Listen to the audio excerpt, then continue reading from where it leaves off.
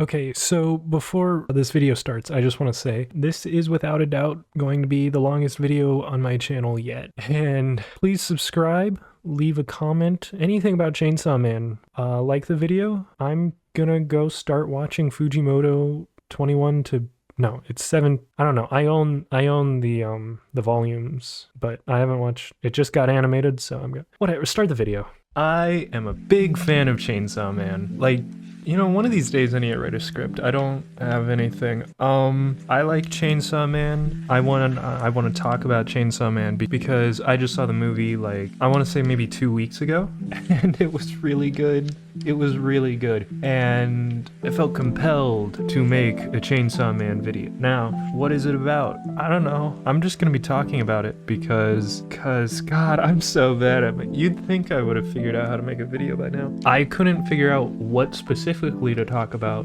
so I'm just gonna talk about all of part 1 of Chainsaw Man. I'm not gonna do part 2 because it's not over yet. I don't know. It's already longer than part 1, so I don't want to have to read all that as well to do this video. In the past week or so, I just reread all of Chainsaw Man Part 1. I have the physical copies of the manga, and wow, like it's really good. It's better than I remember. This was my third time rereading the series, or third time reading the series, second time rereading the series, and I went in this time with a lot more intention of thinking and noticing and trying to like really engage with everything. So I have like notes from chapters 1 to 97 of all kinds of different things. Some of them are jokes, some of them are like legitimate theories. So I will be breaking everything down by arc, starting with season 1, and then the movie, and then the International Assassins, gun control, you know, the usual. But before we do that, I want to talk about just what I like about Chainsaw Man. So I think what stands out to me most is the devils and the contract system. It's so cool. It's a really good showcase of the power system being completely, like, I don't know what's the word here. It works well with the world, because the way that like society has adapted to the existence of devils and how mundane and routine devils have become, but despite it being normalized, it's still like really horrifying all the time. And I don't know, it's a really good balance because it makes the world feel dreadful, but at the same time kind of dull. Not dull, but as in like drained.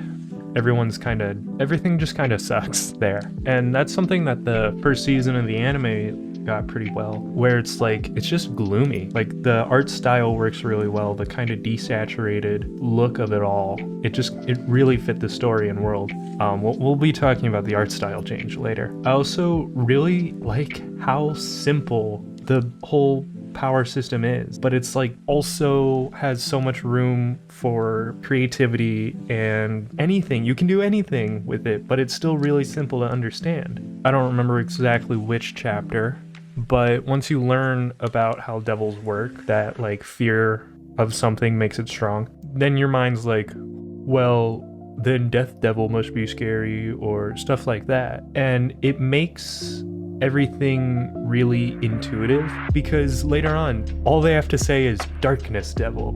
And it's like, it gave me chills, that's for sure. Because you just know that a Darkness Devil is more powerful than like anything we've seen up to this point. It's so cool how you don't need to have like power levels or energy systems. It lets the reader kind of engage in a really easy way where you don't even have to think. It's like power scaling, which I don't like power scaling, but power scaling is really easy because it's kind of a subjective view, but also kind of like understanding what's most common, right? So like if you're told that there's okay, I can't think of anything off the top of my head, but any kind of devil, you can be like, oh, it must be about this powerful then, without needing to be told anything else, because it just makes sense. And to be completely honest, I am so jealous of Fujimoto that he gets to be the one who wrote that. Maybe something similar came up before Chainsaw Man, but I mean, Fujimoto is the only one that I know that has written it like this. And so I'm jealous I wish I could have done that. I mean, it's kind of perfect, at least to me. I mean, sure, there could be little issues with it, but another thing I really like about it is the fact that, like, it's all subjective, right? There's no, like, starting point. There's no, like, I give you $2, you give me a candy bar. But there's no, like, common cost, because, like, with the Future Devil, multiple devil hunters have given, like, a majority of their senses to use the Future Devil, and then Aki just gets it for pretty much free. It just makes everything feel chaotic, but it's still, like, it's still structured. And, yeah, it's just cool that, like, devils kind of always benefit more from contracts than humans. I just think that's really, really cool to add to, like, the sort of cosmic horror of it all. Another thing I love, the characters. They're all just well written. Fujimoto was smart when writing them, because it's not just like add a flaw and then that's it. Most of the characters are just not good people. Like, a lot of them are killers, are troubled in some way, and they're just allowed to be messy, which makes them really easy to connect with. It never feels like any characters are written just to fill a role. They just kind of exist, and then they also happen to do something. So I think that's really cool. With them being all kind of awful in their own ways, it makes the moments where they aren't awful really cool. I also think the series does, like, a good job of making everything feel pretty grounded, mostly through, like, things being not anime, you know, like, there's no exaggerated reactions, or not many, and Denji doesn't see Reze at the pool and then, like, blood spurts out his nose. That just wouldn't happen in Chainsaw Man. You know, the quote-unquote fan service of, you know, Denji being a little bit of a pervert, that's also fine, because it doesn't feel like, you know, how Sanji is in One Piece. You know, it's not, so it's very, like, I don't want to say adult, but mature about how it handles things, and it doesn't rely on, like, exaggerated reactions or gags or anything. I mean, there's plenty of jokes, but I feel like it's the kind of jokes that you could just write normally. Like, it could work outside of anime, I guess is what I'm saying. Like sex, for example, right? Denji holds sex above a lot of things, at least for a good chunk of the story. So when all the other characters just don't care about it, it puts it more into perspective of, like, the series knows Denji's immature, and that's the point. You know, it's just well written. And then another part of the groundedness is, like, the short, chaotic action. It really feels like they're just fighting. There's barely any internal monologues. There's no explanations like, he's so fast, or stuff like that, you know, like, there's no, like, long-winded explanations of what a character did in order to get to a certain situation, because it's just fighting. They're hitting each other, and then one of them loses. And I like that so much more, because, I mean, action scenes, you know, single fights hardly take any more than 2 or 3 chapters. So I really appreciate that, because I'm gonna be honest, I don't care for long fights. I just think it's kind of annoying, so sue me. So yeah, Chainsaw Man just kind of stands out among other anime and manga, because it's just not really trying to be like anime or manga. And so that, I guess that's kind of what I like. If you were to sum it up, it's just not like anything else. I also like the art. I mean, it's just, I like Fujimoto's style. It's fun. This is dipping into part 2. People complain a lot about part 2's style, like art quality kind of dropping, which I get, you know, it's a little annoying, but I wouldn't drop the series because I don't think it looks good enough. You know, I'm gonna be honest, I don't think it needs to look good at all for me to care, because it's all in the story right now. You know, I'm here because I like the characters in the world. I don't necessarily need flashy visuals, but of course those are welcome. I don't need that. Like, if Pochita ate, like, the I don't know, the dimension devil, and then the rest of the manga is in one-dimensional lines with speech bubbles, I would be okay with that. You know, actually that would be kind of funny if he did that for, like, a chapter or something, you know, like, one, it gives him, like, a little break, because obviously he's working really hard right now, no assistance and whatnot, but it's also pretty funny and very meta. Okay, now we can actually talk about the series. It says I've been recording for 18 minutes. Hopefully I can cut that down to, like, a lot less than 18 minutes. Okay, volume 1. Muscle Devil. Remember that guy? That's in chapter 2. I don't know. My first like volume or 2 of notes aren't really that deep. Here, this one, chapter 5. So there's a theory that Power's corpse killed herself, and I'm gonna look that up to make sure I'm not going crazy. Okay, I looked it up. Some people say it, but there's no way to really confirm it. So we can ignore that one. Okay, in chapter 5, it's mentioned that it's an obstruction of justice when public safety kills a devil a civilian hunter is already engaged with. You know, the phone booth guy, the sea cucumber devil.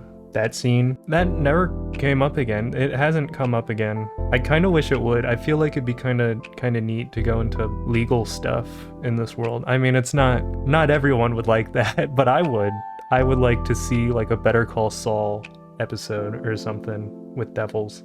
Chapter 6, Wind Power. You know, this structure doesn't really work because I don't want to be like, oh, in this chapter this happens, this chapter this happens. That feels kind of weird. There's one scene I really like in the first season. It's where the like big government dudes, they're not big, they're probably pretty short considering how tall they need to sit. But anyways, when they tell Makima not to get attached to Denji, I think it's a fun way to make readers/watchers think like, oh, okay, so that's where this is going. She's gonna get more attached to him. No, that's not what's gonna happen. In fact, she's just a simp. And that it's so funny rereading everything, knowing Makima is not only a devil, but also just a total Pochita simp. It's just so weird because, you know, Aki will be like, I hate devils. He doesn't sound like that, but that's my Aki voice, I guess. I hate devils. Yeah. And then Makima is just like, yeah, dude. Yeah. It's just really funny to think about her, and she just can't tell anyone. It's funny to me, I guess. I don't know. I was paying a lot of attention to Devil's like move sets, I guess, and designs and stuff. So like when the Bat Devil does that kind of sonic attack, I'm assuming that's based on like echolocation. I'm pretty sure. That's another thing I really like about the Devils, is that at first you don't really understand why can a devil like that do that, and then you think about it and it's like, oh, okay, it's related to that. So I think that's cool. Also, do leeches have tits? What's with that? Why does the leech devil have all of those?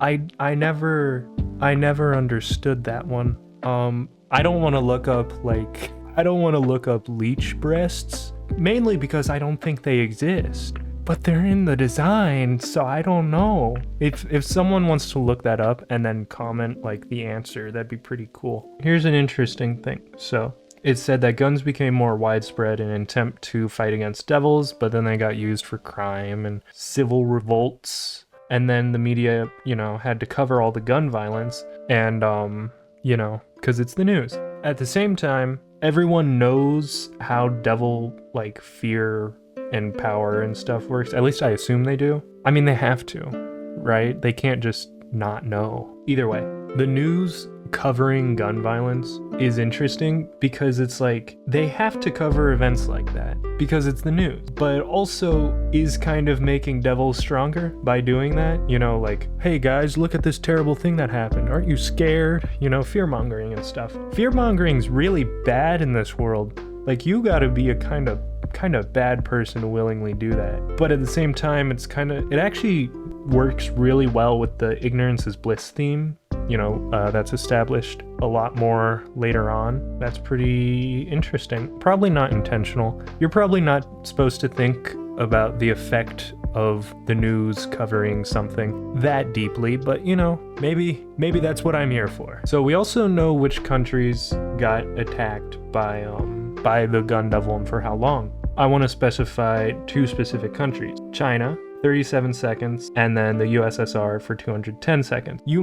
Some Chainsaw Man fans might know where I'm going with this. Would Quan Chi or Reze fall under the, what's it called? The rules for the gun devil, which are, I have them here. 1. Wait, actually, the rules could change for the gun devil. I don't know, but this is the one that we learn like the rules that we learn later. Every adult male within 1,000 meters gets headshot. Every child ages 0 to 12 gets headshot within 1,500 meters. Every child ages 0 to 12. I would think Reze's in that range at that time. I don't remember how many years ago the original Gun Devil attack was. Actually, I have it written down. Hold on. No, I don't have the specific year written down because I didn't think to write it down. Okay. And then living things born in January, February, March, May, June, August, September, November, December. Those are the 3 rules that we know of. Would you survive the Gun Devil? Comment down below. But I do wonder if Quan Chi or Reze would survive. So let's see. So assuming Reze was not within 1,500 meters and she wasn't 0 to 12 at the time, let's just do birthdays. So let's look up Quan Chi birthday. Okay, we don't know the birthdays. Oh well, that was a dead end. Some of my notes are a little outdated, right? So like this one right here, it's about how asking why eating the flesh of stronger devils, or why eating the Gun Devil's flesh would make a devil stronger. In like chapter 80 something, Pochita mentions, by the way, eating flesh of a stronger devil makes normal devils stronger. And it's like, man. But I also do wonder if that's like, oh, and Santa eats the darkness devil flesh. Anyways, what I wanted to say was, I wonder if that's why Pochita is like strong, because he just like, we know he was the chainsaw devil, you know, hero of hell, and that he died a lot. I wonder if he just like ate a bunch of stronger devils, or flesh of stronger devils, until he like got a good power up. And then apart from, you know, devils fearing him, and then the tree theory with part 2, I'll talk more about the tree theory later. Okay, in the hotel arc, what was the double peace signs for? I never got this, and it's always kind of really messed with me. My assumption was always like Himeno wanted to make sure that wasn't some kind of like reality swap, or that there wasn't, you know, clones, or just to make sure it was the same floor. But that never sat right with me, because you can tell if it's just by everyone being normal, you know? That one bugs me. That one really bugs me, and I'm never gonna get it answered because she's dead. Also, so it says that like when someone dishonors a contract, they die, right?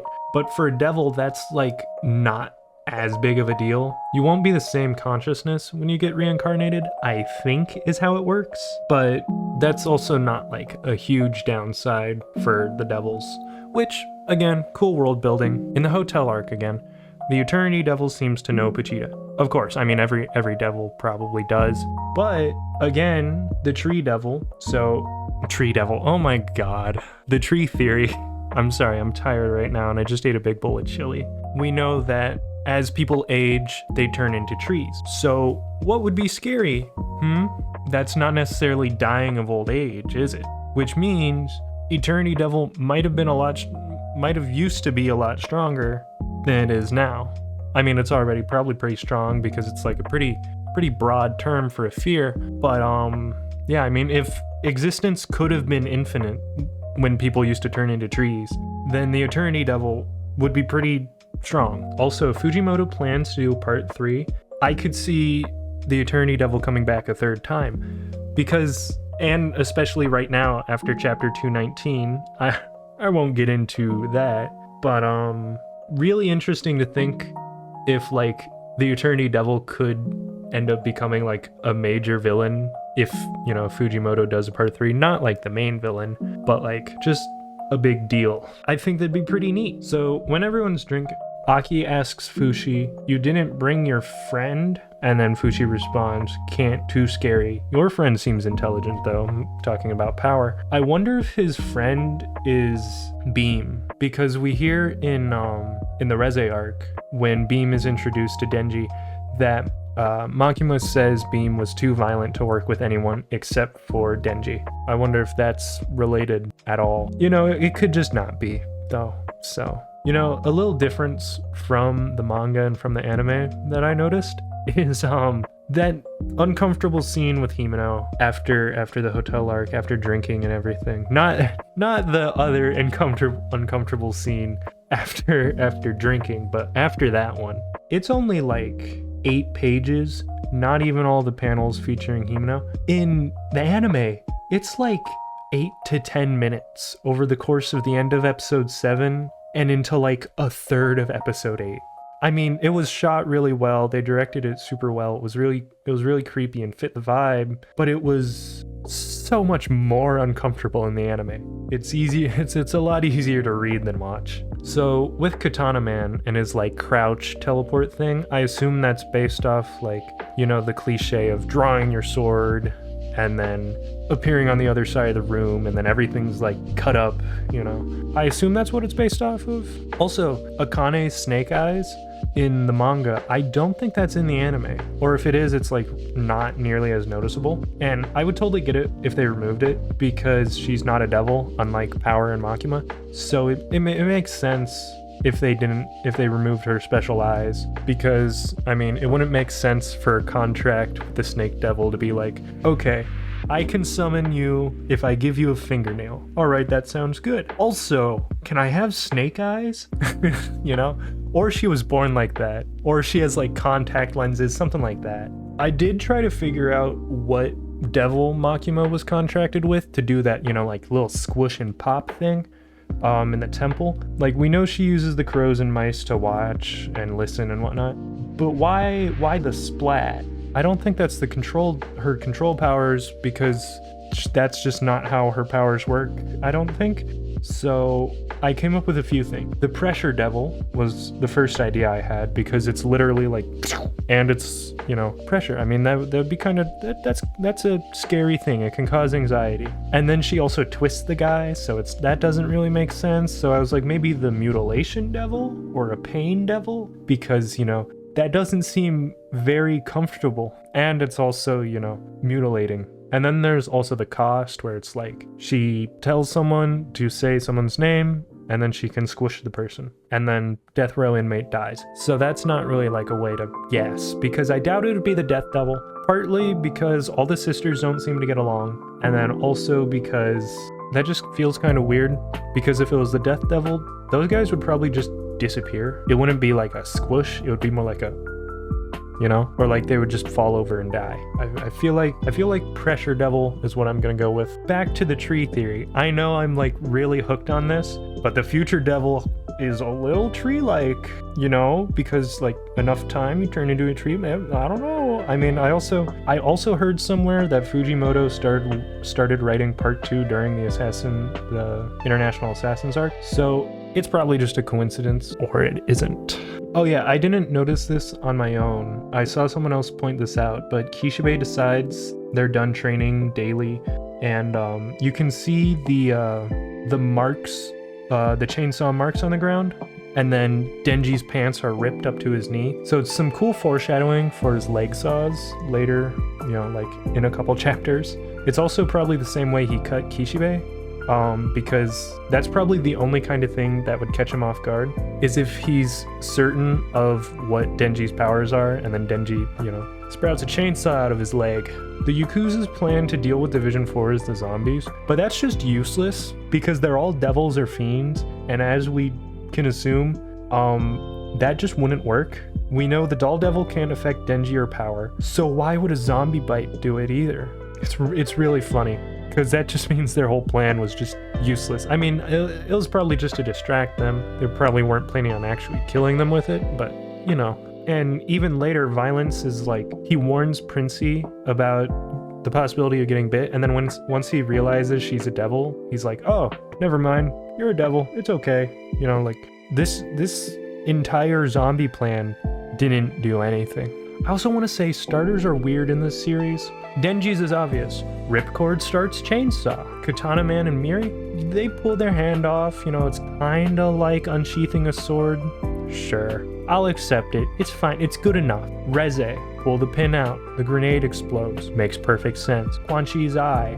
I don't know about that one. I mean, I guess you can technically get shot in the eye by a crossbow? I don't know.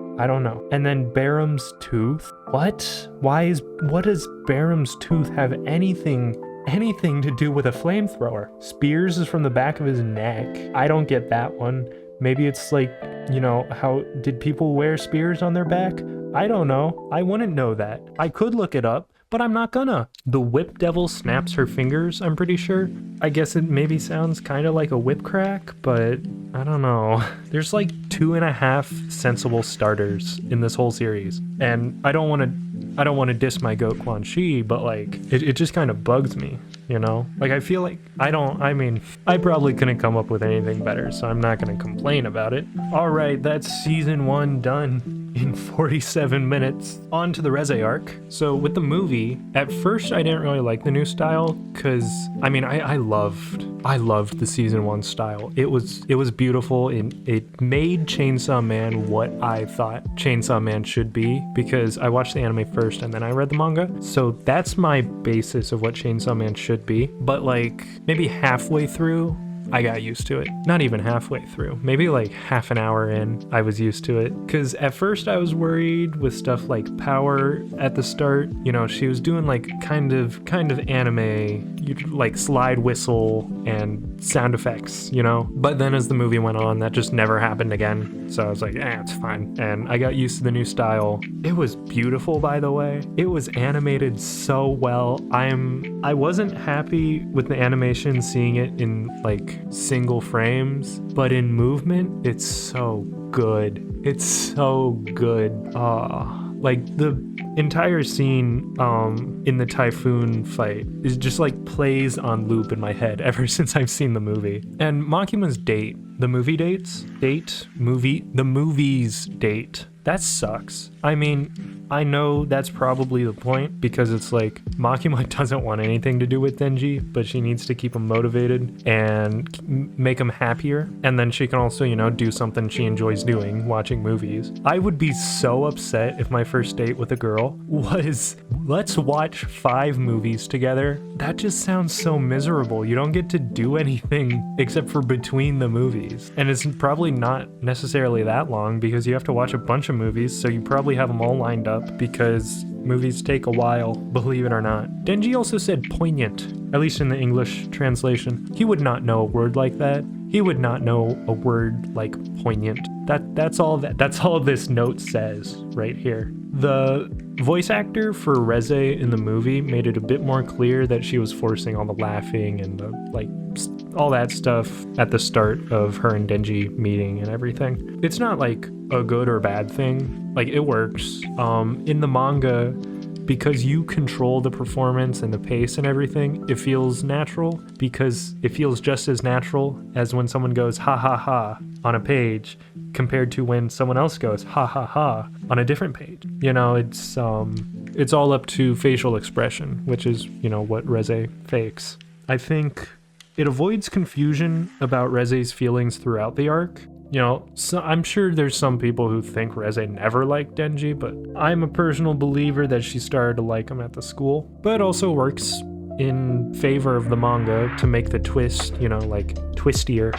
You know, Makima straight up tells Aki, you only have to use him for your own benefit, talking about Angel. I feel like the only reason the twist with Makima works is because we don't know just how bad she is. Because, like, most people getting through season 1 will be able to say, Makima's bad news. And then a lot of people can probably say that she's a devil. And then very few people could, you know, predict she's the control devil. But nobody could predict her goals with Pochita. I mean, mostly because nobody would ever predict Pochita's abilities in the first place. I'll talk more about that later. Also, the scene with Angel and Aki and Aki mercy kills that one guy. Dude, the color palette swap was so good. Like, there wasn't color swaps in season 1. So when the scene cut in to a just like bright red sky, I was so confused for a second, and then it pans down and everything's in like really cool colors. That was a good scene. That was a really good scene. That's just the movie was so good, you guys. I mean, obviously I wish Mappa didn't fire the season 1 director, but it's still, I guess it's just hard to mess Chainsaw Man up. With the scene where Reze, you know, bites off Denji's tongue, maybe it's the fact that there was music and voice performance, and then how it cuts to silence when she actually does it, like after the kiss. But in the movie, it like it hit me. It really hit me, and I wasn't expecting it. Well, I mean, obviously I was expecting it because I've read the manga twice at that point, but it was like, I don't know, maybe it's because I've had more experiences with romance since I first read the manga, like several years ago, but like, I don't know, I felt betrayed, you know, which is crazy considering I saw it coming. Well, not just I saw it coming, but that I knew it happens. I also never really got like the love for Reze before this movie. Everyone wanted her to come back and wanted like more Reze, right? Everyone just loves her, and some people like her more than Asa, which I find crazy, but we're not getting into part 2. But anyways, the movie kind of converted me, to be honest. Not away from Asa, but more towards Reze, where I'm like, I get it now. I get why everybody wanted her to come back.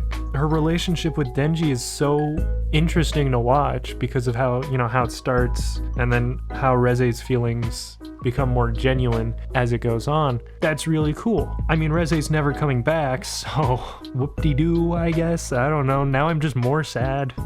Also in the movie, they added like a lot of neat little details that aren't in the manga. Like Reze's explosions charging up. I don't quite remember, but I'm pretty sure there was a sound effect to it too, which I really like. So that's cool. And then, you know, there's like more, the fight against Typhoon, specifically Typhoon, there was a lot more of like Beam and Denji flying around, you know, the Sharknado chapter. Chapter 47, Angel and Denji switched seats mid-fight while Aki was driving away. Obviously, Angel shouldn't and probably wouldn't touch Denji, and Beam looks like he's out cold. So who moved Denji? Like how did he get there? Did Fujimoto make a mistake?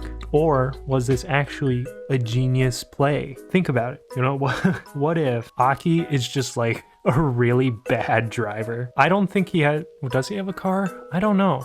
He's seen driving, so I guess he probably does. But, you know, he just doesn't drive often enough. And so his bad driving while, you know, escaping Reze shuffled everyone around in the car, sending Denji to the back seat. Fujimoto is a genius. Bravo, Fujimoto. I don't remember if they actually kept this detail in the movie or not. I hope they did. That'd be kind of fun. Honestly, Reze totally could have pulled her pin while fighting Makima. I mean, she probably couldn't. But Makima was monologuing, talking about the country mouse and whatnot. Like, her arm got cut off, but she still had another arm. She could have definitely just, and then kaboom! And Denji's like, what's that?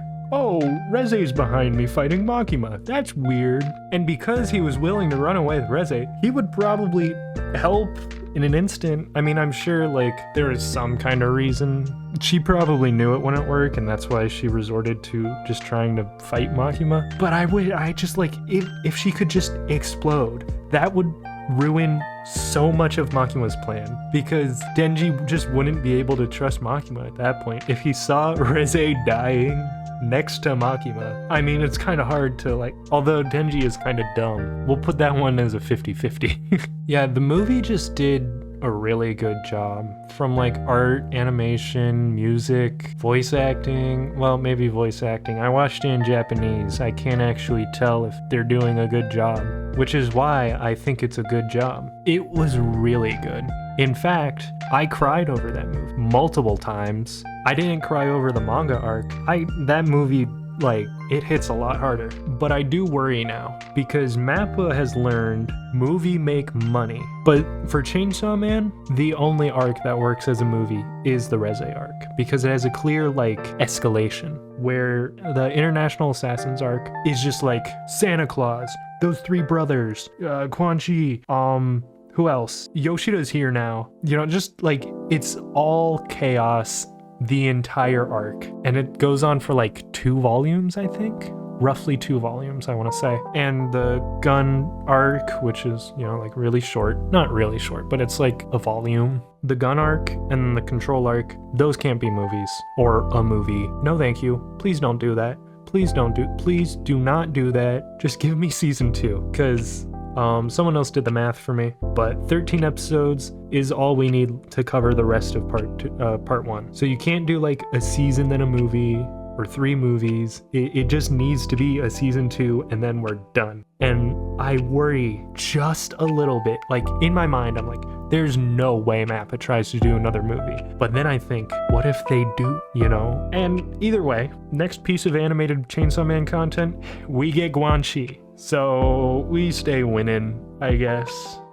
I wonder what people will think when they learn about Pochita being a big deal, but not the specifics of being the hero of hell. Because like, it's been so long, I don't remember what I thought when I first read that chapter. But also, it's mentioned that the three brothers, one of them's named Aldo, but I don't remember the other two. The three brothers survived part of the attack of the Gun Devil. And, you know, that's part of why they think they're immortal, you know, whatever. Well, technically, in a way, Kobeni's car is stronger than the Gun Devil, right? Because, like, Kobeni's car kills a guy who survived the Gun Devil, so I'm pretty sure that's how power scaling works. Quan Chi is such a cool character. She's just so awesome. That's all I have to say. She's so cool. By the way, we're in the International Assassins arc. I should have said that, like, well, not that long ago. Quan Chi has really good characterization. I mean, in her introduction, she's given essentially a blank check, and then she's like, girls, what do you want? And it's like, that's pretty cool, because, you know, it tells us that she doesn't really need anything, and that she cares about her harem. So that's cute. Kurose and Tendo, the two Scarface devil hunters, the ones from Kyoto. I'm pretty sure they're from Kyoto. They're killed in the International Assassins arc by the three brothers. They take Kurose's face. Why were they on Makima's chain fighting the Gun Devil? I mean, Tendo said they had something to tell Subaru, which is the guy from... Is he from Kyoto? Wait, I don't remember. Okay, Subaru's like a big deal, apparently. We never actually get to see what he does. Tendo said they had something to tell Subaru about Makima, so I'm guessing they made a contract with her. Also, the car bit and the family burger bit, the funniest jokes in the series. Genuinely, it's just so funny. And funny enough, they both involve Kobeni's suffering. So, I mean, that's literally every scene she's in anyway. Like, even when she was enjoying that ice cream, she had to tell a story about how she only had ice cream or soft serve ice cream once in her life. And it's like, man, that sucks. It's just a really funny scene. And I can't wait for it to get animated, because it's gonna be like, even in the manga, they have like a full page or two that's just kind of everybody staring at what happened. And it's gonna be really funny in the anime, because it's just gonna be silent and everyone's gonna be like in awe. And I want to be completely honest here, I don't like Yoshida. Even into part 2, I never found him interesting or cared about him. You know, he kept up with Quan Chi, but I never cared. You know, he never felt like he did anything. He shows up and then he's like, I'm Yoshida. And then everyone's like, okay. He does something in the background, and then that's his part of the story. I'm willing to let the anime change my opinion. Maybe there's like some, like, maybe he gets like a really good voice actor, and I'm just fall in love with him. But I'll stay open-minded, because, hey, I didn't like Reze at first. Although I guess I never disliked Reze, but I did genuinely dislike Yoshida. So, yeah. I mean, the more time he got in part 2, I tolerated him more. Well, I wonder if... Well, no. Probably not. Never mind. Quan Chi, or the group, crashes their car into a dude. Who was driving? Because no matter the answer, it's funny to me. Because it's like, Cosmo shows up when the dude is like, oh, who ate my car? And then he gets Halloweened.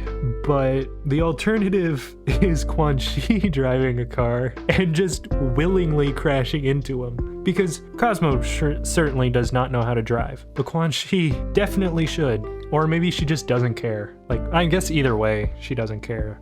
If she's letting Cosmo drive, it's not that big of a deal to her.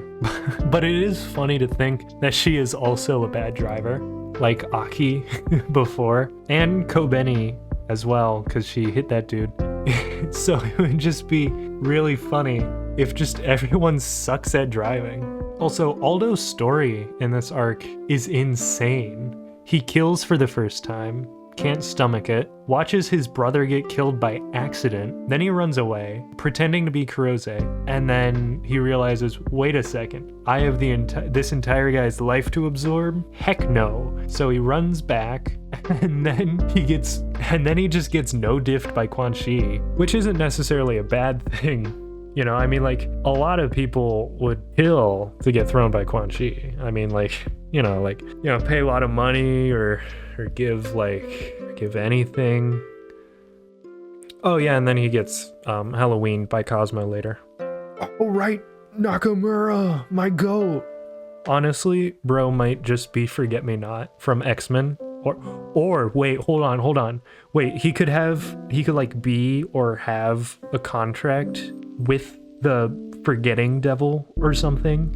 And so no one remembers who he is. He never appeared, and then he gets killed in like 2 or 3 panels. Fujimoto, you're a genius. Nakamura is the Forgetting Devil. Oh my god. Kishibe's contracts are claw, knife, and needle. I can see the knife contract being about like the way he uses knives, like sliding down the building when he gets thrown by Quan Chi, or when he like stabbed Denji super fast, although he is also just really fast because he's on the same level as Quan Chi. You know, I could see that being his knife contract. Now, claw, I mean, he gets claws, I guess? I don't know, we never see him use any of his contracts, at least not explicitly. Maybe he like, I don't know, he just gets stronger nails. I don't know, his contract is just a manicure, I guess. And then needle, that's interesting. Not because I actually figured out what it does, but because of how I thought about it. Because like at first I was thinking it was the outlier, other than the fact that it's kind of sharp, but it's not like really scary. And then I realized a lot of people have a fear of needles. Like a lot of people can't get shots and stuff. So that's probably up there. But yeah, no, I couldn't figure out what it could possibly be. Maybe it's more of his like stabbing ability,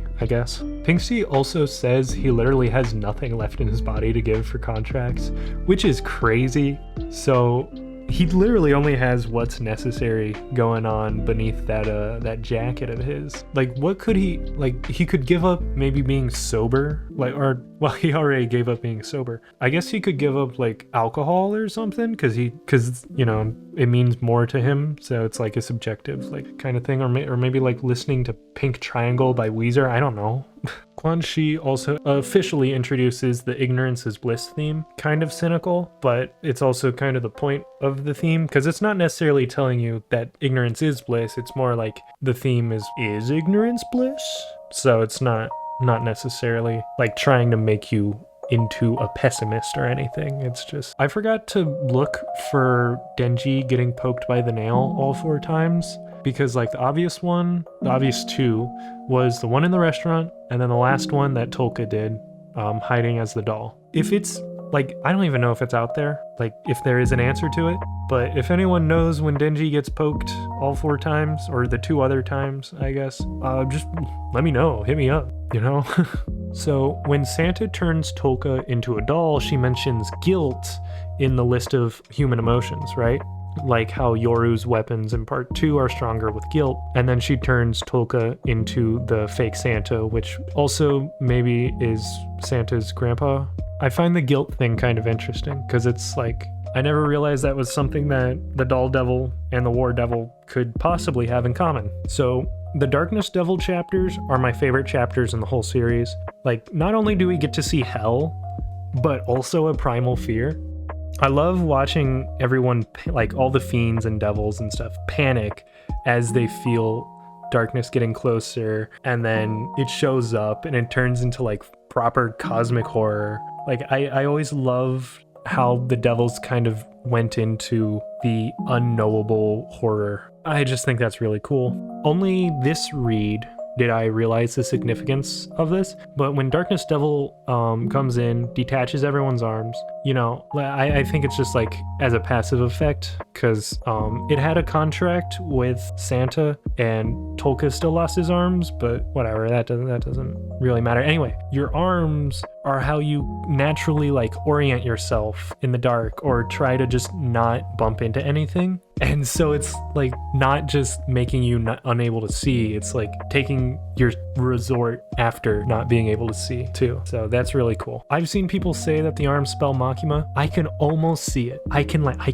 really almost see it. But that first A, I cannot in good faith say that is an A. I can point out each other letter and be like, okay, I could see that being right, but that is not an A. But at the same time, it's a very strange coincidence either way. So I don't know. Maybe it does say Makima and I'm dumb. I also think it'd be really cool, and I would totally get if they don't do this because it would look weird, but if Darkness's cape is like a pure matte black, like it's obviously a design choice that looks better in the manga because you can just do that, but if they do it in the anime, it would look so cool because of how out of place it looks. And also like some of the creepy music plays too, like not like Sweet Dreams where it's like eerily calm and almost serene, you know, like it's almost wistful. I mean, it'll probably be something more intense like Death Cluster or something. God, I'm such a nerd. I know the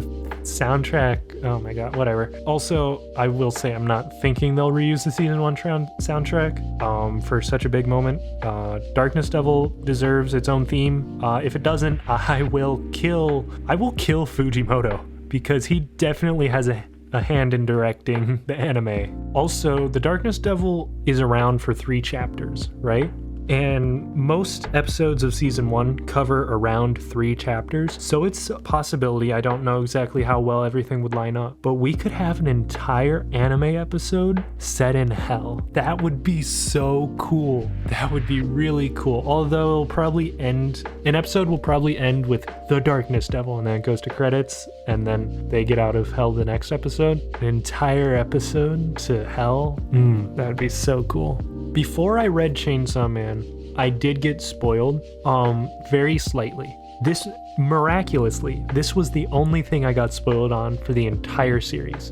Quan Chi's devil form, which is such a weirdly specific thing to get spoiled by. But once I saw it, I was like, whoa. And then I quickly like closed the tab or whatever, and I didn't really understand what I saw. And so you wanna know what I thought I saw? I thought I saw the Gun Devil. I thought the Gun Devil was a hybrid, and I thought it had like, you know, the gun head, right? And I thought it was wearing like a fur coat or like spikes. Like I didn't completely understand Quan Chi's spikes to be, you know, bolts or spikes or anything. I saw it first as like spikes, and then I was like, what if those aren't spikes? What if those are actually a big fur coat? And then I was like, man, that's so cool if the Gun Devil has like swag and stuff, and he's just like a cool guy, you know? In an alternate universe, we got that, like the Gun Devil just being chill, you know? Also, they never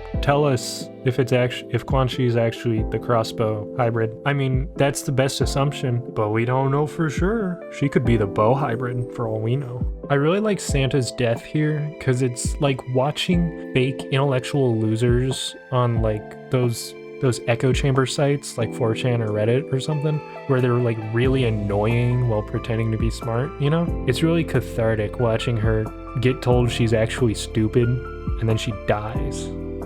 I like that. Okay, now we're in the gun arc. Yay!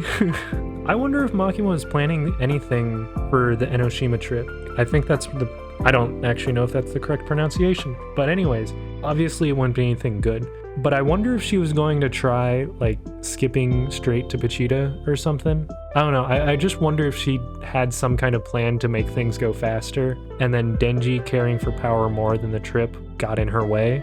I hope so, because Makima failing at something makes me happy. Speaking of Denji's care for power, oh my god, it's so pure. I'm not going into specific character arcs in this video because, I mean, you probably understand the character arcs already, so it's not like a big deal. Denji needing to take care of power, and he sees it as more important than going out with Makima. It's so sweet. That's genuinely... I love it. I sure hope nothing bad happens. And then, of course, Aki's care for Denji and Power is really cute too. Because, like, Denji gave up a trip with Makima for Power. Aki gave up fighting the Gun Devil, even knowing that he wouldn't, like, even know when the Gun Devil is dead or not, because it wasn't gonna get out for years, according to Kishibe. And then Power showers now. So it's like all these characters growing. It's so... When this second season gets animated, I will cry. I will cry a lot. because there's a lot of things that will make me cry. Tears of joy, tears of sorrow, and I'm very ready. Please give me season 2 very fast, please. But also respect the animators and pay them well and give them enough time off so they don't have early deaths or anything, and don't rush it and drop the quality. But like factoring in all those things, get me season 2 as quick as possible, please. Also, on Aki's trip to his family's grave, Denji throws a snowball at Aki and says, "Kill him." What the heck, Fujimoto? That's not cool. That's not cool at all. Okay, this is like a real bother for me. So the future devil says it's Denji's fault Power dies. Clearly it's Makima, but she manipulated the situation to where like, oh, it's actually Denji's fault because he opened the door, even though Makima told him to and forced him to, basically. So just as a way to make him blame himself for Power's death, right? But the future devil should be able to see outside of that, right? Like, he should know that it's not Denji's fault. Like, even Makima says it herself that she killed Power. Like, I guess you could say it like that Makima and Denji killed Power together, but no, it was just Makima. So why would the future devil just kind of lie like that? I don't know, it feels weird. Cute little detail, Angel's halo orients itself above his head, so when he lays down in the hospital or whatever, I think it was the hospital, his halo floats above his face, so that's cute. Angel and Aki's relationship, like, I understand if you don't ship it. I personally do, mainly because it's more fun to imagine doomed yaoi, but yeah, whether you see it as platonic or romantic, I think their dynamic and relationship is really cool because it's very subtle. It's just kind of, they both change. Aki is my favorite character in the manga, so favorite character in part 1 of the manga. I wonder how they'll do the death list, because like, it works really well in the manga because you don't technically need to read out every single name and you can just like keep going, right? It's also like shown kind of like a report, maybe like by public safety or a record of some kind, maybe. So they'll probably have someone read it out. But are they gonna have someone read out the death list? Because the scene works really well because of the death list and because of just like, it's chaos, but chaos being reported on officially and stuff, because I'm not sure how well reading out the death list would translate to the anime. I guess unless if you have names scroll across the screen. I don't know, it's a weird one to it's a weird part to animate, I think, or not animate, to adapt into the anime. Oh yeah, and while Tendo and Kurose are on Makima's chain, we learn they're contracted with the Punishment Devil. We didn't know that before, so that's cool.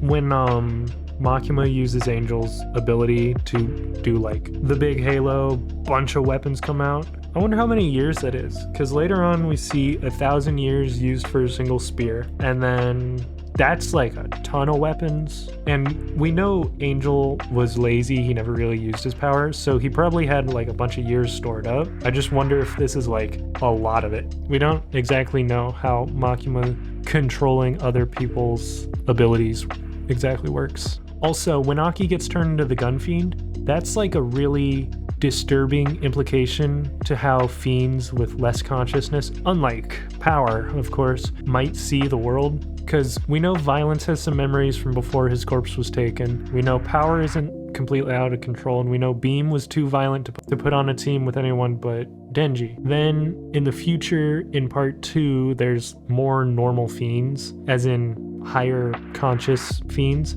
Aki's situation is probably more similar to the one in chapter 4 at the 2nd floor in that apartment building or whatever. No, I think it's just a home, not an apartment building. Anyway, when Denji kills it with the axe, I also just realized when Denji killed that fiend, he said it was for to make it painless, right? Out of sympathy for devils and stuff. And obviously that was a lie to steal the porn, but now Denji has to kill Aki as a fiend. And like, he cares about how it feels for Aki. He's trying to be like, Aki, hey, wake up, dude, stuff like that. But oof, So during this reread, I've been trying really hard to connect like different dots and just like think, right? Like if I see a line that seems like it could be important, I think about it. If I see a line that's not super important, I still think about it. I'm trying to like really absorb myself in Chainsaw Man, much like Makima. It's so weird. This is the second time that manga has ever made me cry, or I guess shed tears. I didn't like weep or anything, but like tears came out of my eyes while watching Aki die. Only this reread, not like the first two reads. Only this one, probably because I was absorbing myself in the series. And then, yeah, I mean, the only other time I've cried during a manga was Goodnight Punpun, or Oyasumi Punpun, whatever you want to call it. So like, wow. You know, maybe going along when I read other manga, I'll try as hard as I did here to absorb myself in it. It's exhausting, to be honest, but it's also makes me experience it a lot differently than if I would just read it and go through it instead of actively try to absorb as much as possible. So I don't know what series I'm gonna read next, but I'll try, because if I can cry more often, that means I can connect more art often. And if I can connect to more art often, I can appreciate more art. And if I can appreciate more art, I can enjoy things more. All right, on to the Control Devil arc. Man, there is really no time to breathe between Aki and Power's deaths. I'm sure there was probably about a month between Aki's death and when Denji and Power moved into that new apartment. Like, it could have been any amount of time, really. But man, she got him a cake, and she wasn't being like crazy and prideful, and she cared about Denji. Oh man, it's just such an upsetting death. You know, with the whole anti-Makima squad thing, it makes perfect sense that a rocket works well against even the Control Devil, but it's just kind of funny, you know, to go from devil powers to military weapons and then back to devil powers. Like, it's good world building. It shows how, like, devils are so ingrained in the world that killing 4 men to summon the Hell Devil isn't much different than your usual, like, guns and missiles that you'll send. So Makima says she's starting to forget the names of what was lost, including World War II. So how does she remember the specifics of World War II? She mentions what the Nazis did to the Jews, but does she even remember? I mean, so she probably doesn't even remember what exactly she's talking about when saying what the Nazis did to the Jews in World War II. Okay, this is like huge spoilers for chapter 219 in Chainsaw Man. Skip to here and I'll be done talking about 219. So when Pochita eats death, Yoru doesn't quite remember what death means. So we know that devils, or at least horsemen, can remember the names past Pochita's erasure, but not the actual concept, except for Yoru somehow remembering nuclear weapons, I guess. So how does she know that nuclear weapons are something for war? I guess I answered my own question now that I think about it, because it's called weapons. It was definitely used for war. I also really like that Fujimoto included stuff that isn't real when showing Pochita's power beyond Ishibe's drunken forgetfulness of World War II. That's a fun way to do it. But also, 4 other conclusions to life other than death. Could this include turning into a tree? Aging, I'm pretty sure, says he doesn't know why people turn into trees as they age. So it was probably erased, but it still happens for some reason in the aging realm. I don't know, it's feels kind of off. We also know Pochita erased the name of hybrids, but hybrids obviously still exist,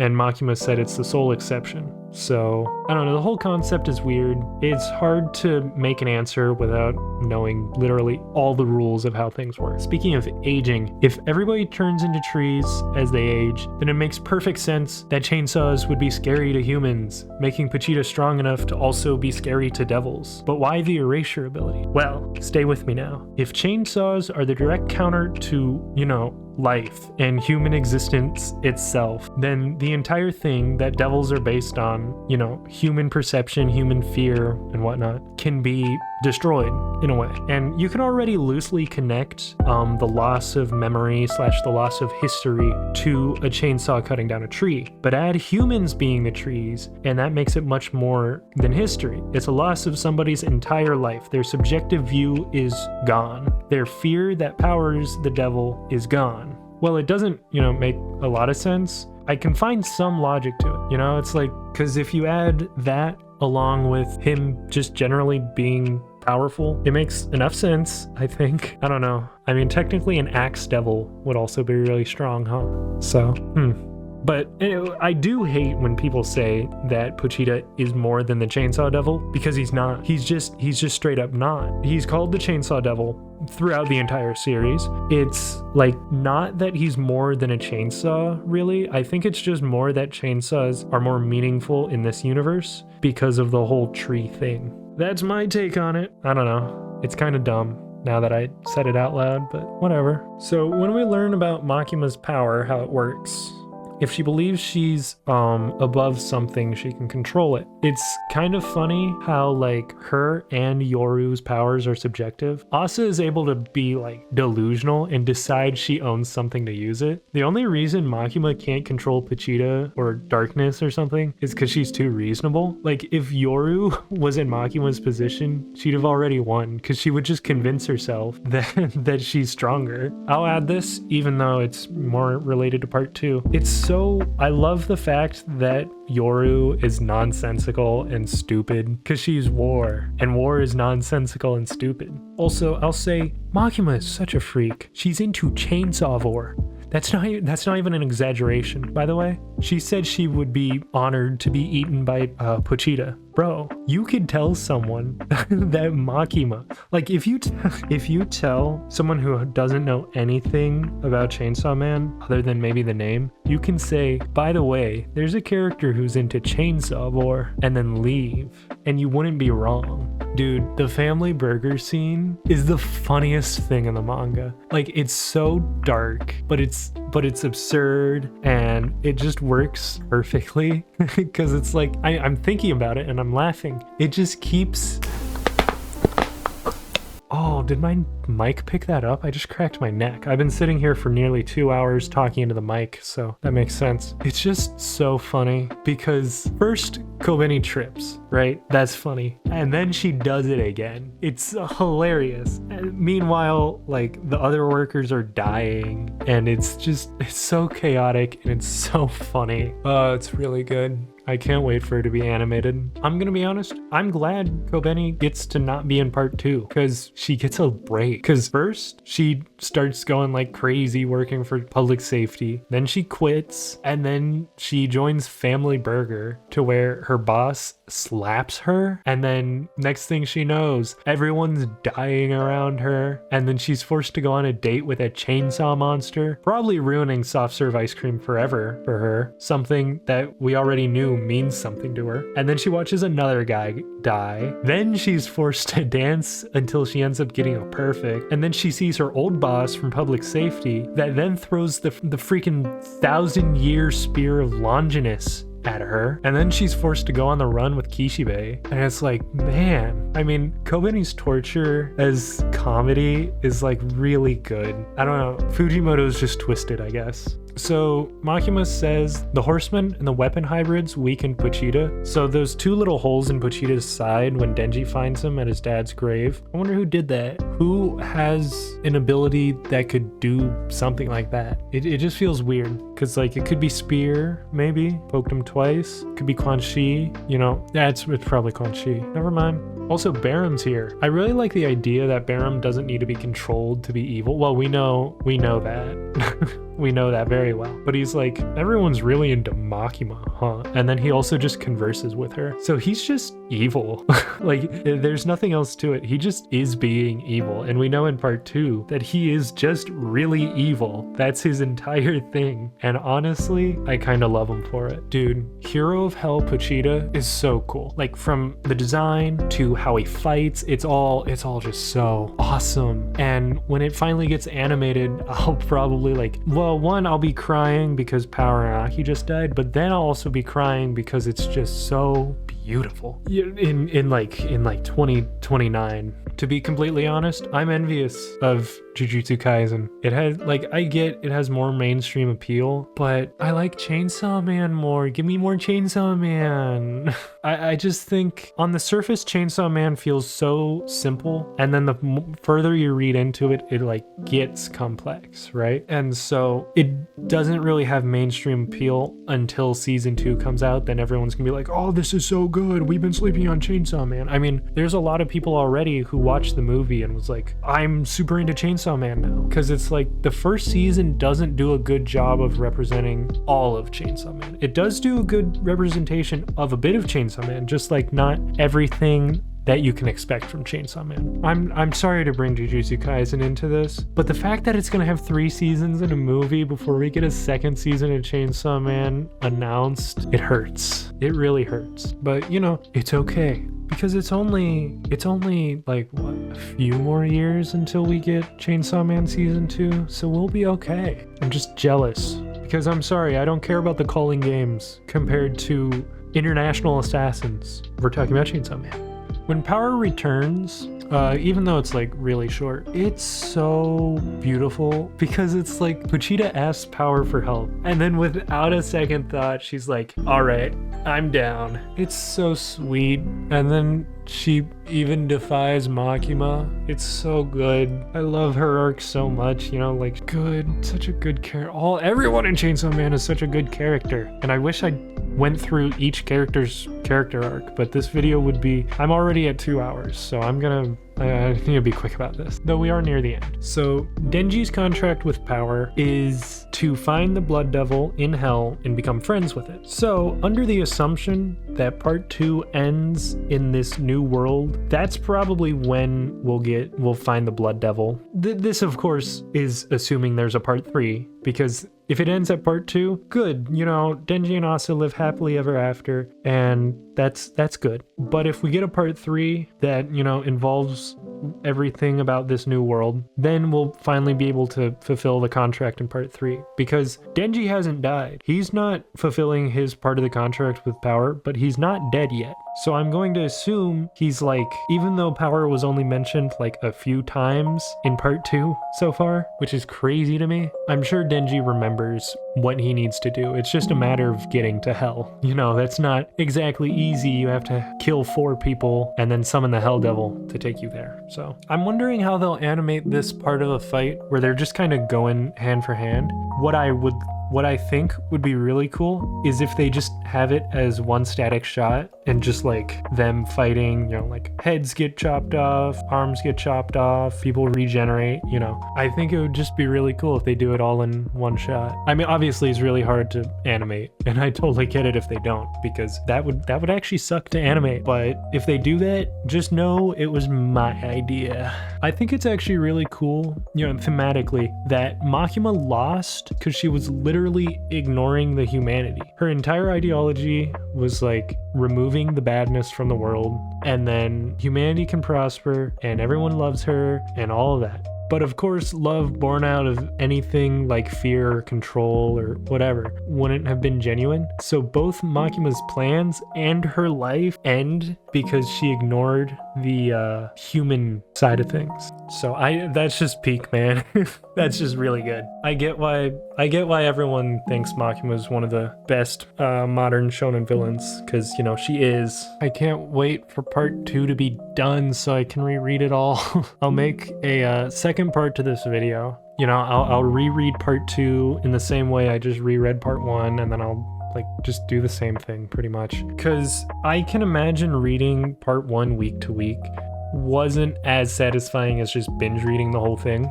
So I'm sure once part 2 is done and I reread it, it'll all click and be like, oh my god, this is so good. without ending to part 2 and not knowing everything about it, I won't know what to look out for when rereading it. Well, I would say this is my longest video, but most of my one-shots take like 100 hours each, so I guess technically this isn't my longest video, but this is my longest single. Oh my god, I talked for 2 hours. That's way too long. I have to edit all this? Oh my god.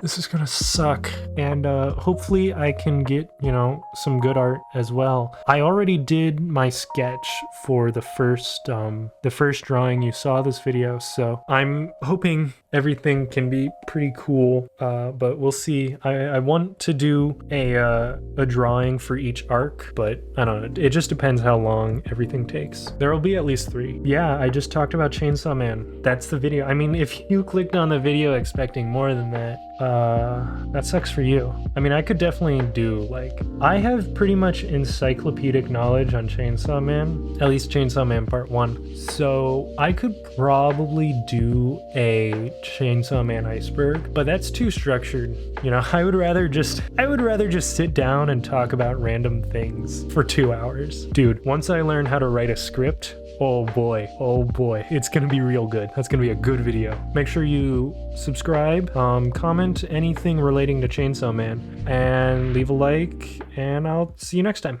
Bye.